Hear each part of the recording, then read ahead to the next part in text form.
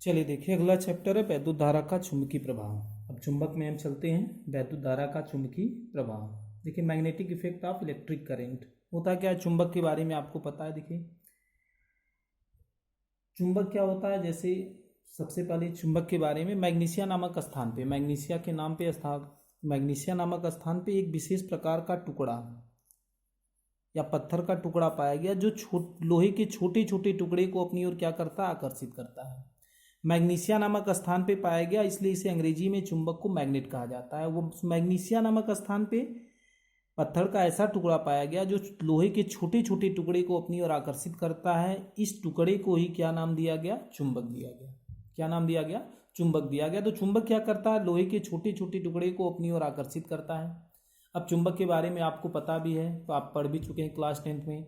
चुंबक क्या होता है, चुंबक में दो ध्रुव होते हैं, एक होता है उत्तरी ध्रुव और दूसरा होता है दक्षिणी ध्रुव। उत्तरी ध्रुव क्या होता है, चुंबक को अगर आप स्वतंत्रतापूर्वक लटकाएं तो जो सिरा उत्तर की ओर ठहरता है उसे उत्तरी ध्रुव कहते हैं, जो दक्षिण की ओर ठहरता है उसे दक्षिणी ध्रुव कहते हैं। जो उत्तर की ओर ठहरता है उसे उत्तरी ध्रुव कहते हैं, और जो दक्षिण की ओर ठहरता है उसे दक्षिणी ध्रुव कहा जाता है। और ये लोहे के छोटे छोटे टुकड़े को अपनी ओर आकर्षित करता है। चुंबक के दो ध्रुव होते हैं, एक होता है उत्तरी ध्रुव और दूसरा होता है दक्षिणी ध्रुव। जब चुंबक के सजाती ध्रुव पास लाए जाए, सजाती ध्रुव जैसे यह साउथ है मतलब दक्षिणी ध्रुव है, इसके समीप दक्षिणी ध्रुव लाया जाए तो दोनों एक दूसरे को प्रतिकर्षित करते हैं। मतलब सजाती ध्रुव को प्रतिकर्षित करता है, सजाती ध्रुव में प्रतिकर्षण होता है। दक्षिणी ध्रुव को प्रतिकर्षित करता है और उत्तरी ध्रुव को प्रतिकर्षित करता है।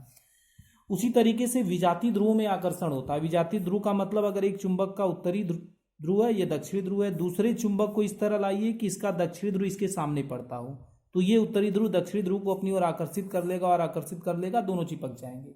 कहने का मतलब चुंबक क्या होता है, चुंबक का जो उत्तरी ध्रुव होता है दक्षिणी ध्रुव को आकर्षित करता है और दक्षिणी ध्रुव उत्तरी ध्रुव को आकर्षित करता है। ये सब आपको पता है। अब हमको स्टार्ट करना है कहाँ से, चुंबकीय क्षेत्र से। चुंबकीय क्षेत्र से देखिए, चुंबकीय क्षेत्र क्या होता है, किसी चुंबक के चारों ओर का वह क्षेत्र, एक चुंबक है, चुंबक के चारों ओर का वह क्षेत्र जहां तक उसके प्रभाव का अनुभव हो सके, जहां तक उसके प्रभाव का अनुभव हो जाता है उसी को हम क्या कहते हैं, चुंबकीय क्षेत्र कहते हैं। उसी को हम क्या कहते हैं, चुंबकीय क्षेत्र कहते हैं।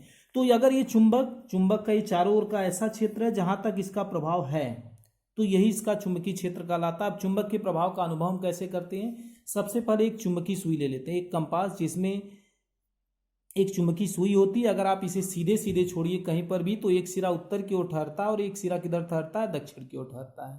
ठीक, इस चुंबकीय सुई को अगर चुंबक के समीप लाते हैं तो हम देखते हैं इसकी जो सुई होती है वह घूम जाती है। मतलब जो पहले तो जब चुंबक नहीं होता तो इसका एक सिरा उत्तर की ओर और दूसरा दक्षिण की ओर ठहरता है, लेकिन जो ही चुंबक के समीप लाते हैं ये घूम जाती है। तो चुंबक को इस चुंबक के चारों ओर जहां जहां ले जाने पर ये चुंबकीय सुई घूम जाएगी वह पूरा इसका क्या कहलाएगा, चुंबकीय क्षेत्र कहलाएगा। ये पूरा इसका चुंबकीय क्षेत्र कहलाएगा, मतलब वहां तक इसके प्रभाव का अनुभव होता है। तो चुंबकीय क्षेत्र क्या होता है, देखिए चुंबक के चारों ओर का वह क्षेत्र जहां पर किसी चुंबकीय सुई पे बल आघूर्ण कार्य करता है। देखिए बल कार्य करता है, इसी कारण चुंबकीय सुई क्या करती है, घूम जाती है। चुंबक के चारों ओर का वह क्षेत्र जहां तक ले जाने पर चुंबकीय सुई पर बल आघूर्ण कार्य करे, जिससे चुंबकीय सुई घूम जाए, एक निश्चित दिशा में ठहरे, वह उसका क्या कहलाता है, चुंबकीय क्षेत्र कहलाता है। तो चुंबकीय क्षेत्र को हम सीधे सीधे कह सकते हैं। तो चुंबक के चारों ओर का वह क्षेत्र जहां तक उसके प्रभाव का अनुभव होता है वह उसका क्या कहलाता है, चुंबकीय क्षेत्र कहलाता है। अब वैद्युत धारा का चुंबकीय प्रभाव, यही आपको पढ़ना है। देखिए वैद्युत धारा का चुंबकीय प्रभाव मतलब विद्युत धारा में चुंबकीय प्रभाव होता है। अब इसके बारे में हम सबसे पहले डिटेल में पढ़ते हैं कि वैद्युत धारा का चुंबक पर या चुंबकीय प्रभाव होता क्या है। देखिए आगे हम पढ़ते हैं ओस्टेट का प्रयोग। ये सब आप कक्षा 10 में पढ़ भी चुके हैं।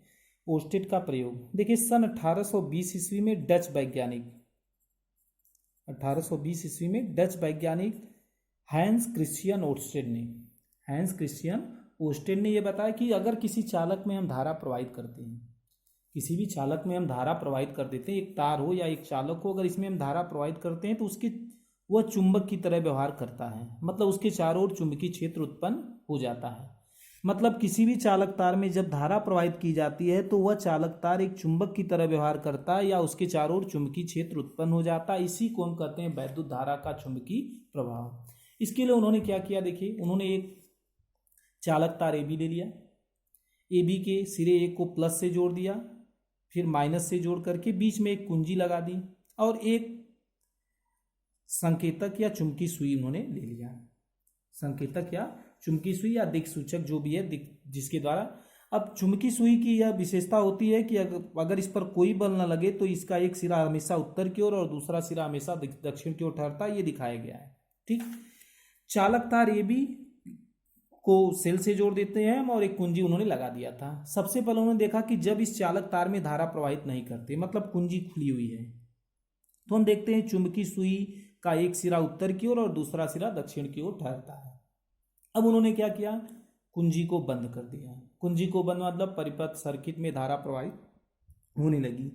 जो ही उन्होंने कुंजी को बंद किया, देखा कि जो चुंबकीय सुई है, ये देखिए धारा इस दिशा में बहने लगती है, प्लस से माइनस की ओर। चुंबकीय सुई घूम करके एक निश्चित दिशा में ठहर जाती है। पहले जब धारा प्रवाहित नहीं थी तो एक सिरा उत्तर की ओर ठहरता था और दूसरा दक्षिण की ओर ठहरता था, लेकिन ज्यों ही धारा प्रवाहित करते हैं हम देखते हैं चुंबकीय सुई घूम जाती है। घूमेगी इसीलिए जब इसके आसपास कोई चुंबक है तभी यह क्या करेगी, घूम जाएगी। कहने का मतलब जब आपने तार AB में आपने धारा प्रवाहित की तो ये चुंबकीय सुई घूम गई। चुंबकीय सुई घूमने का मतलब इसके चारों ओर क्या उत्पन्न हो गया, इस पर इसके चारों ओर कोई ना कोई चुंबकीय क्षेत्र उत्पन्न हुआ है, जिसके कारण चुंबकीय सुई घूम गई है। अब उन्होंने एक काम और किया, क्या किया कि ध्रुवों को बदल दिया।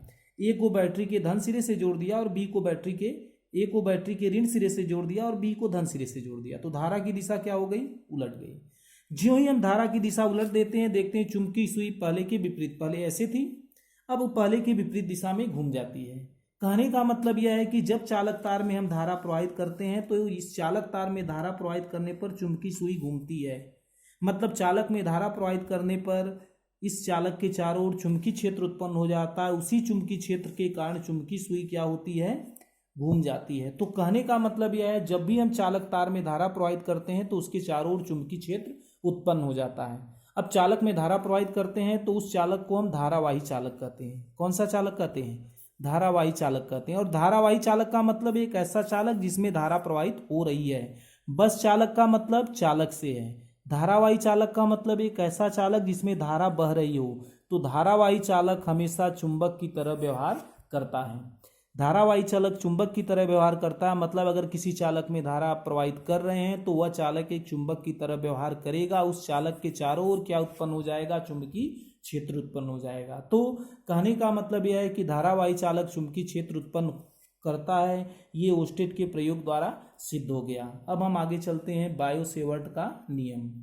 बायो-सेवर्ट का नियम देखिए, अगला है बायो-सेवर्ट का नियम। देखिए बायो-सेवर्ट का नियम क्या होता है, इससे पहले बताया गया आपको ओस्टेड ने क्या बताया था। ओस्टेड ने बताया था कि अगर चालक तार में हम धारा प्रवाहित करते हैं तो उसके चारों ओर चुंबकीय क्षेत्र उत्पन्न हो जाता है। चालक में अगर हम धारा प्रवाहित करते हैं तो उसके चारों ओर चुंबकीय क्षेत्र उत्पन्न हो जाता है। तो उसी समय 1820 में ओस्टेड ने ही बताया था। 1820 में बायो और सेवर्ट, ये दोनों अलग अलग वैज्ञानिक हैं, दो वैज्ञानिक हैं। बायो और सेवर्ट ने क्या किया था, उसी समय 1820 में बायो और सेवर्ट ने विभिन्न आकृति के चालक को ले लिया। एक वृत्ताकार चालक लिया, एक सीधा चालक ले लिया, उसके बाद विभिन्न आकार के चालक लिया और उनमें उन्होंने धारा प्रवाहित कर दी। और धारा प्रवाहित करने पर जो चुंबकीय क्षेत्र उत्पन्न हुआ उसे उन्होंने ज्ञात किया। उसके बाद उन्होंने एक नियम दिया, उसी नियम को हम बायो-सेवर्ट का नियम कहते हैं। जैसे एक चालक है जिसमें आई धारा प्रवाहित हो रही है, कितनी धारा, आई धारा प्रवाहित हो रही है। इस चालक का एक छोटा सा खंड ले लिया गया है जिसकी लंबाई क्या है, dl है। इसमें आई धारा प्रवाहित हो रही है और इस चालक का एक देखिए छोटा सा खंड हम ले लेते हैं जिसकी लंबाई क्या है, dl है। उन्होंने बताया कि किसी भी धारावाही चालक के छोटे खंड के कारण किसी बिंदु P पर उत्पन्न चुंबकीय क्षेत्र P से कितनी दूरी पर है, r दूरी पर है। मतलब ये चालक है, इसका छोटा सा खंड है जिसकी लंबाई dl है और इसमें कितनी धारा प्रवाहित हो रही है, I धारा प्रवाहित हो रही है। तो चालक खंड से r दूरी पर कोई बिंदु P लिया जाए तो P पर चुंबकीय क्षेत्र के लिए उन्होंने बताया कि अगर P पर उत्पन्न चुंबकीय क्षेत्र dB हो, छोटा सा खंड है तो हम छोटा सा चुंबकीय क्षेत्र लेते हैं dB। जो चुंबकीय क्षेत्र dB उत्पन्न होता है वह dB चालक में प्रवाहित धारा के अनुक्रमानुपाती होता है। मतलब dB प्रोपोर्शनल टू I, जितनी धारा आप प्रवाहित करेंगे चुंबकीय क्षेत्र उतना प्रबल होगा। ये जो उत्पन्न चुंबकीय क्षेत्र होता है वह चालक खंड की लंबाई के क्या होता है, अनुक्रमानुपाती होता है। ये चुंबकीय क्षेत्र इस चालक खंड की लंबाई के अनुक्रमानुपाती होता है। ये जो चुंबकीय क्षेत्र होता है, चुंबकीय क्षेत्र उस बिंदु की खंड से दूरी के वर्ग के व्युत्क्रमानुपाती होता है, dB प्रोपोर्शनल टू 1/r²। और जो उत्पन्न चुंबकीय क्षेत्र होता है उस चालक और उस बिंदु को मिलाने वाली रेखा के बीच बने कोण थीटा के ज्या के अनुक्रमानुपाती होता है, साइन के अनुक्रमानुपाती होता है। मतलब dB proportional to I, dB proportional to DL, dB proportional to दूरी का वर्ग 1/r² और dB proportional to sine theta. चारों को हम मिला दें तो dB प्रोपोर्शनल टू क्या हो जाएगा, I DL sine theta upon r²। अब हम इसे ऐसे लिख सकते हैं, बराबर करने के लिए हम कोई नियतांक लेते हैं, उस नियतांक को हम लिखते हैं μ0/4π I DL sine theta upon r²।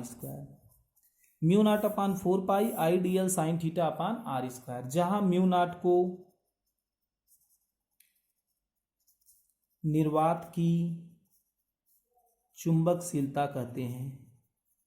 क्या कहते हैं, निर्वात की चुंबकशीलता कहते हैं। μ0 को निर्वात की चुंबकशीलता कहते हैं। ये μ0 का मान होता है और μ0 का मान कितना होता है, प्रयोगों द्वारा जो μ0/4π का मान निकाला गया था वह 10⁻⁷ न्यूटन प्रति एम्पियर था। μ0/4π बराबर 10⁻⁷ न्यूटन प्रति एम्पियर स्क्वायर। तो dB का यह मान है। अगर dB को हम सदिश रूप में लिखना चाहें, इसका सदिश रूप होता है dB, वेक्टर dB बराबर μ0/4π I DL sine theta upon r²। तो हम इसे ऐसे लिख सकते हैं DL, पहले वेक्टर रूप नहीं लिखते हैं, DL into R sine theta बटे r³। ऊपर नीचे आपने r से गुणा कर दिया, ऊपर नीचे r से गुणा कर दिया। इसके सदिश रूप के लिए पहले हम r से गुणा कर देते हैं। तो अब इसका सदिश रूप होता क्या है, देखिए, वेक्टर dB बराबर μ0/4π I AB sine theta A cross AB sine theta होता है R, AB sine theta A cross B। तो हम इसे लिख सकते हैं I DL साइन थीटा को लिख सकते हैं I DL R sine theta को vector DL cross R upon r³। ये इसका सदिश रूप है। dB equal to μ0/4π I DL cross R upon r³। ये बायो सेवर्ट का नियम है। अब हम विशेष परिस्थितियां देखेंगे, विशेष परिस्थितियों के बारे में हम कल पढ़ेंगे। तो बायो सेवर्ट का नियम है dB equal to μ0/4π I DL sine theta बटे r² और μ0/4π का मान 10⁻⁷ न्यूटन प्रति एम्पियर स्क्वायर और μ0 को निर्वात की चुंबकशीलता कहते हैं।